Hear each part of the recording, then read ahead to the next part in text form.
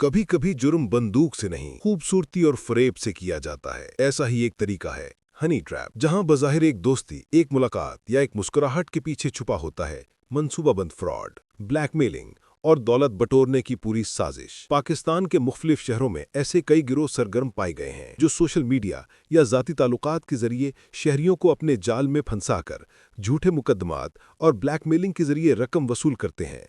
और अब बहावलपुर में ऐसा ही एक गिरोह फिर से सरगर्म हो गया है, जिसकी सरपरस्ती में मुबैना तौर पर पुलिस एहलकार भी शामिल हैं। ये है कॉम डिजिटल। अगर आप सच जानना चाहते हैं तो हमारे चैनल को YouTube पर सब्सक्राइब करें और हमें Facebook और TikTok पर फॉलो, लाइक और शेयर करना ना भूलें। बहावलपुर, वो शहर जहां कभी मोहब्बत, वफा और सुकून की कहानियां मशहूर थीं, अब एक ऐसी कहानी सामने आई है जिसने पूरे शहर को हिलाकर रख दिया है। ज़राए के मुताबिक डांसिंग क्वीन के नाम से मशहूर एक खातून अनम, जो कभी सोशल मीडिया स्टार थी, अब एक मुनज़्ज़म हनी ट्रैप गैंग की सरबराह बन चुकी है। ये गिरोह मुबैना तौर पर थाना सदर पुलिस के कुछ एहलकारों की सरपरस्ती में शहरियों को ब्लैकमेल कर रहा है। कहानी यहाँ खत्म नहीं होती, बल्कि यहाँ से शुरू होती है। अनम अपनी बहन खुशी, वालिदा और एक शख्स फहद गिल के साथ मिलकर अमीरों, शादी फंक्शन प्रमोटर्स और ताजरों को झूठे मुकदमात में फंसाकर भारी रकमें वसूल कर रही है। ज़राए के मुताबिक इस गैंग को पुलिस के अंदर से मदद मिल रही है और इस मदद का नाम है सब इंस्पेक्टर रेहान नदीम। इन्हीं की सरपरस्ती में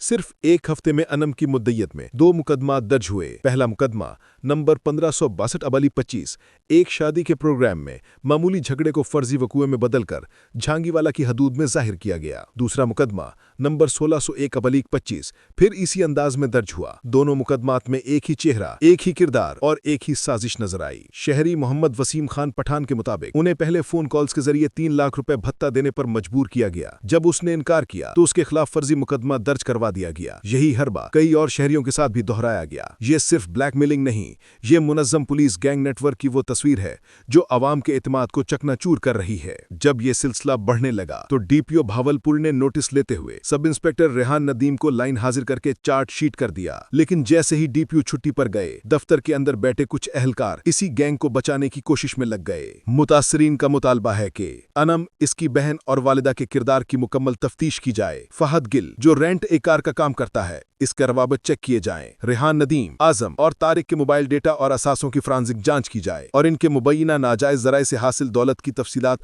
अवाम के सामने लाई जाएं। ये भी इंकिशाफ हुआ है कि रेहान नदीम माजी में भी इसी नौयत के इल्जामात का सामना कर चुका है और अब इसने अलनूर गार्डन में एक बंगला भी तामीर कर रखा है। अगर ये इल्जामात दुरुस्त साबित हो गए तो ये सिर्फ एक स्कैंडल नहीं होगा, ये बहावलपुर पुलिस के वकार पर सबसे बड़ा दाग बन जाएगा। अब सबकी नजरें हैं IG पंजाब और DPO भावलपुर पर। क्या वो इंसाफ करेंगे या ये हनी ट्रैप गैंग फिर बच निकलेगा?